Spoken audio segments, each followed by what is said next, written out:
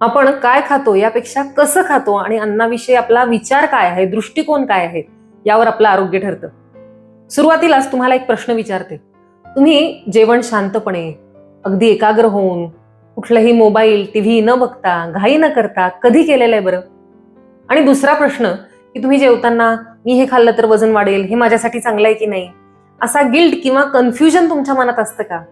जर यापैकी कुठलाही प्रश्न तुम्हाला लागू पडत असेल, तर आजचा व्हिडिओ तुमच्यासाठी खूप महत्वाचा आहे. कारण आजच्या काळात आपलं आरोग्य बिघडण्यामागे, मनस्थिती बिघडण्यामागे सुद्धा केवळ तुमचा आहार नाही, तर आपल्या आहाराशी असलेलं आपलं नातं किंवा मानसिक संबंध आहे ना, रिलेशनशिप विथ युअर डाएट, हे खूप मोठं कारण बनलेलं आहे.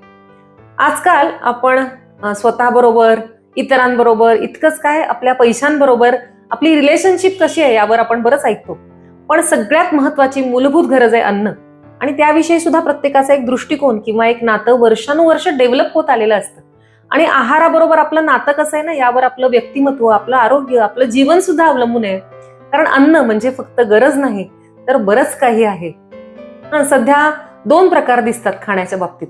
एक म्हणजे पूर्ण निग्लिजन्स, खूप घाईघाईत खाणं, उभं राहून खाणं, काम करत करत, मोबाईल स्क्रोल करत करत अन्न आत ढकलणे. शरीर एका ठिकाणी पण मन पूर्णपणे दुसरीकडेच. आणि दुसरं टोक म्हणजे गिल्ट असतो किंवा कन्फ्युजन असतं. माझं डाएट मोडलं, आज माझं चुकलंच, उद्यापासून पुन्हा स्ट्रिक्ट डाएट. अशा जणू काही शिक्षा केल्याच्या भावनेत जर तुम्ही खात असाल, तर या दोन्ही अवस्थांमध्ये एक गोष्ट समान असते.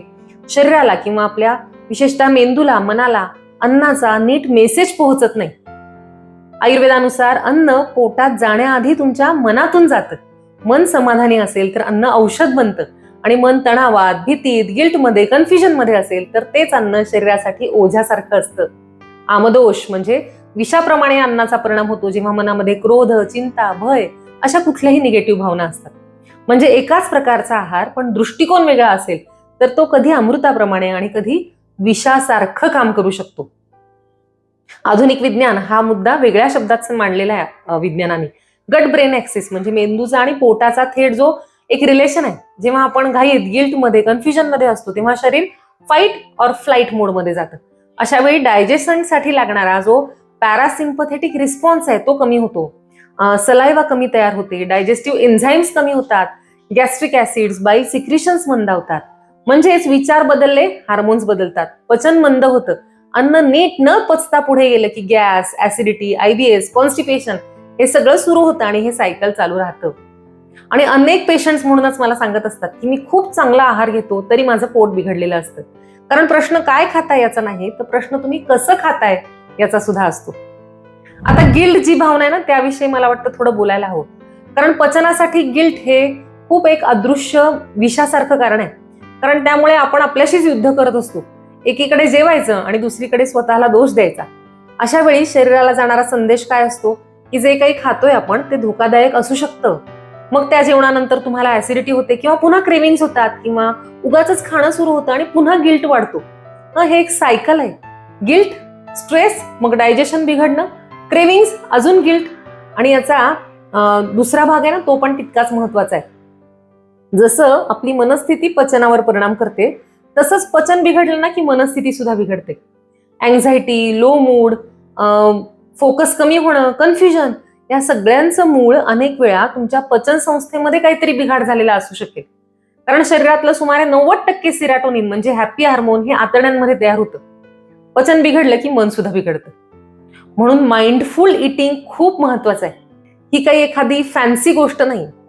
हे म्हणजे आपल्या आहाराबरोबर आपलं नातं सुधारण्याची पद्धत आहे. खाण्याच्या वेळी शरीर आणि मन दोन्ही उपस्थित असणं. कारण जेव्हा आपण लक्ष देऊन खातो तेव्हा शरीर सेफ मोडमध्ये जातं. तिथेच डायजेशन नीट सुरू होतं. आयुर्वेदामध्ये आहार विधी विधान सांगितले, म्हणजे कुठल्याही आहाराची घेण्याची एक शास्त्रीय पद्धत किंवा नियम सांगितलेला आहे. माझा MD डिग्रीचा जो थिसिस आहे जवळजवळ 200 पानांचा, तो याच एका मुद्द्यावर आहे की योग्य आहार पण घेण्याची पद्धत चुकली तर पचन संस्थेवर काय परिणाम होतात. आणि मी बऱ्याच व्हिडिओज मधून हे सांगत असते टर्म, तन मना. तन आणि मन एकत्र करून जर अन्नाचा आस्वाद घेतला तर त्याचा परिणाम सकारात्मक होतो. हे सगळ्यांना कळतं पण आजकाल वळतच नाही. आहार विधी विधान म्हणजे काय, तर पूर्वीचं जेवण पचल्यानंतर, योग्य भूक लागल्यानंतर आहार घ्यावा. तो घेताना गरम, ताजा असावा. थोडा स्निग्ध असावा, खूप कोरडा आहार नको. तेल तूप याचं योग्य प्रमाण त्यामध्ये असलं पाहिजे. मात्रावत म्हणजे योग्य आहार असावा, खूप जास्त नको आणि खूप कमी सुद्धा नको. ऋतूनुसार आपल्या वयानुसार आहाराची मात्रा बदलत असते, पण आपण जाणीवपूर्वक भुकेकडे लक्ष द्यायला शिकलो तरच ही मात्रा आपल्याला ठरवता येईल. त्यासाठी कोणी दुसऱ्यांनी सल्ला देण्याची किंवा मोजून मापून वजन करून आहार घेण्याची गरज नसते. पुढे या श्लोकामध्ये म्हटलंय इष्ट देशे, म्हणजे आजूबाजूला प्रसन्न वातावरण असताना योग्य स्वच्छ अशा ठिकाणी अशा जागेवर आहार घेतला तर पचन छान होतं. म्हणून रस्त्यावर उभं राहून कुठेही अस्वच्छ ठिकाणी वाटेल ते अन्न पोटात ढकलणं हे पचनासाठी स्वास्थ्यासाठी अर्थातच घातक. न अतिद्रुतम म्हणजे खूप घाई न करता, न अतिविलंबितम म्हणजे खूपच रेंगाळून खाऊ नये. नीट चावून ज्ञानेंद्रियांना सामील करून अन्न घ्यावं, म्हणजे डोळ्यांनी पाहावं, नाकानं सुगंध घ्यावा, हातानं त्याचा गरमगार स्पर्श अनुभवावा, जिभेवर त्याची चव अनुभवावी आणि मग तो आहार आपल्या शरीरातल्या वैश्वानर म्हणजे अग्नीचं रूप असलेल्या दैवी अंशाला अर्पण करावा. इतकी सुंदर भावना आपण म्हणजे आपल्या पूर्वजांनी सांगितली. मला वाटतं बऱ्याच देशांमध्ये खाण्यापूर्वी किंवा जेवणापूर्वी शांत होण्यासाठी काही पद्धती आहेत, म्हणजे प्रार्थना करणं किंवा कृतज्ञता व्यक्त करणं इत्यादी. आणि भारतामध्ये संस्कृती वैभवाच्या शिखरावर असल्यामुळे ही कला खूप छान विकसित झाली होती. जेवण्याची सुद्धा एक कला आहे किंवा शास्त्र आहे. सावकाश जेवावं, कसं बसावं, आधी काय वाढावं, कुठल्या भांड्यामध्ये स्वयंपाक करावा, कुठल्या प्रकारच्या भांड्यामध्ये जेवावं, कसं जेवावं, याचं इतकं सुंदर वर्णन आयुर्वेदात केलंय. आणि ही साक्ष आहे बरं का आपल्या वैभवशाली इतिहासाची. कारण जेव्हा समाजात स्थिरता असते, समृद्धी असते, तेव्हाच अशा शास्त्रांना, कलेला, संशोधनाला न्याय मिळू शकतो. रामदास स्वामींचं वदनी कवळ घेता फार सुंदर आहे बरं का. त्याचा एक एक शब्द आपण समजून घेतला पाहिजे आणि आचरणात सुद्धा आणला पाहिजे. आजकाल आपल्याला सगळ्यांना, अगदी शाळकरी मुलांपासून सगळ्यांना हे नव्यानं शिकण्याची गरज आहे की जेवायचं कसं, काय खायचं यावर इतकं बोललं जातं, पण ते कसं यावर बोललंच जात नाही. एकदा तुम्ही वदनी कवळ घेता हे पूर्ण वाचा, म्हणा, त्यातला एक एक शब्द आहे ना तो नीट अनुभवा. त्यात म्हटलंय उदर भरण नोहे जाणीजे यज्ञ कर्म. किती छान आहे. म्हणजे अन्न पोटात भरणे म्हणजे जेवण नाही, तर तो आपल्या अग्निदेवतेला दिलेली ती आहुती आहे. जेव्हा अशा भावनेत आपण असतो तेव्हा शरीर मन समाधानी राहतं. अगदी साधी चटणी भाकरी सारखं जे अन्न आहे ना ते सुद्धा तुम्हाला उत्तम पोषण देऊ शकतं. मी बऱ्याच पेशंटना सांगत असते, तुम्ही सोन्याचा घास खाल्लात तरी जेवणात चित्त नसेल, तुमच्या मनात समाधान नसेल, तर तो घास सुद्धा अंगी लागत नाही. असो, आता तुम्हाला मी स्टेप बाय स्टेप प्रॅक्टिकल पद्धत सांगते जी तुम्ही आजपासूनच सुरू करू शकता आणि फक्त हे कंटिन्युअसली सातत्यानं करायचं आहे हे मात्र लक्षात ठेवा. त्यातली पहिली स्टेप पॉज, म्हणजे जेवायला बसण्याआधी फक्त 20-30 सेकंद थांबा, 2 दीर्घ श्वास घ्या. हा छोटासा जो पॉज आहे ना तो शरीराला सांगतो की आता अन्न येणार आहे. तुम्हाला थोडा वेळ असेल तर एखादा श्लोक म्हणा, प्रार्थना म्हणा, वदनी कवळ म्हणा, कृतज्ञता व्यक्त करा. हा एवढासा जो शिफ्ट आहे ना तो खूप रिझल्ट देतो. दुसरी स्टेप, पहिले 5 घास नो स्क्रीन. पूर्ण जेवणातच खरं तर, पण नसेल शक्य तर किमान पहिल्या 5 घासांसाठी मोबाईल टीव्ही बंद करा. या पहिल्या थोड्या वेळेतच शरीर डायजेशन मोडमध्ये शिफ्ट होतं आणि हळूहळू तुम्हाला ही सवय पण लागते. तिसरी स्टेप, स्लो च्युईंग, चावून खाणं. अगदी मोजून 32 वेळा चावून खायची गरज नाही, पण प्रत्येक घास नीट चावायचा, कारण पचनाची अर्धी सुरुवात तोंडात होते. सलायवामध्ये जे एन्झाईम्स असतात त्यामुळे होते आणि हे अनेकदा इग्नोर केलं जातं. स्टेप नंबर 4, हंगर चेक, म्हणजे जेवण सुरू करण्यापूर्वी स्वतःला विचारा की 0 ते 10 स्केलवर तुम्हाला किती भूक लागली आहे. जर 3-4 पेक्षा भूक कमी असेल तर ती भूक नाही कदाचित. तुम्हाला क्रेविंग वाटत असेल, आवड आहे म्हणून खावंसं वाटत असेल, अशा वेळी तुम्ही गरम पाणी प्या किंवा 5 मिनिटं शांत बसा आणि मग खावंसं वाटलं तर खाऊ शकता. 5वी स्टेप, स्टॉप ॲट 80%. यालाच आयुर्वेदात म्हटलंय मिताहार, म्हणजे आपल्या पोटाची 4 भागात कल्पना करावी. 2 भाग अन्न, 1 भाग पाणी आणि 1 भाग वायूच्या चलनवलनासाठी रिकामा ठेवावा.